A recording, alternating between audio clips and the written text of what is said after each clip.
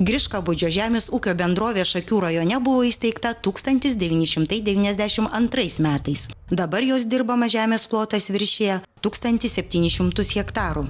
Jau 15 metų bendrovei vadovauja Petras Puskunigis, o iš viso jis čia dirba net 31 metus.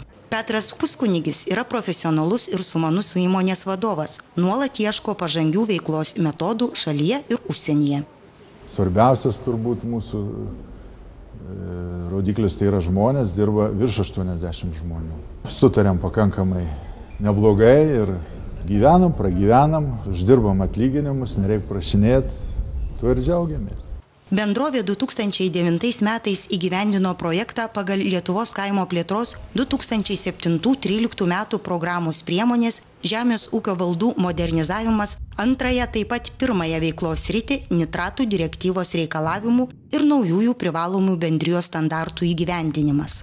Pagal nitratų direktyvą pastatyti mėšlo rezervuarai, siurblinės, skreperiai mėšlo šalinimo. Nitratų direktyva iš tikrųjų padėjo labai didelės problemas išspręsti. Ir aplinkosauginės kartu, europinius reikalavimus.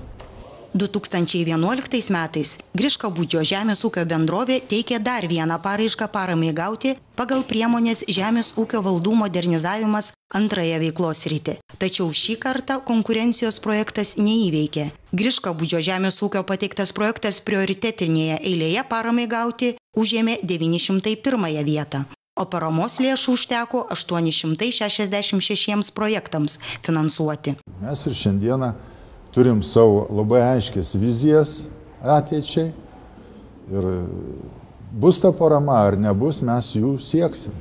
Griškabūdžio žemės ūkio bendrovė ketina ir toliau plėstis, įsigyti naujausią techniką.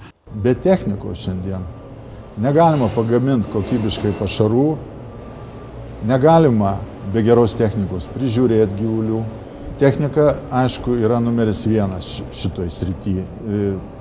Sakyčiau, gal ne technika, bet žmonės yra numeris vienas šitoj srityje, bet tie žmonės be geros technikos irgi nieko nepadarys.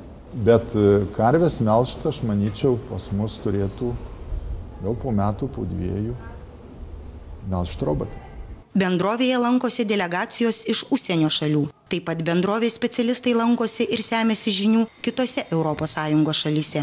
Mums teko labai daug apvažiuoti pasaulio, ne tik Europą, bet ir dar toliau. Ir matom tą mūsų, sakykime, tokių ūkių privalumus.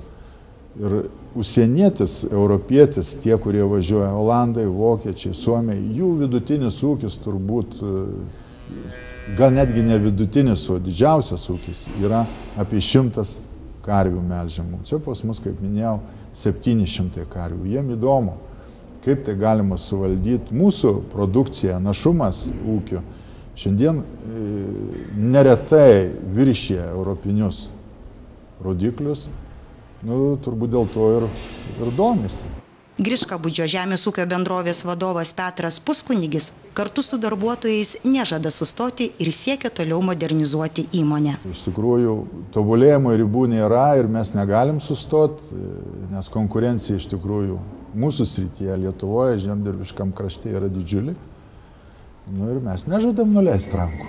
Labai norėtųsi, kad mūsų darbuotojai valdytų, įsavintų tą geriausią, pažangiausią techniką, naujausią mokslininkų žodį. Ir, aišku, to siekiam įvairiais būdais. Ir su ES lėšom, ir be jos.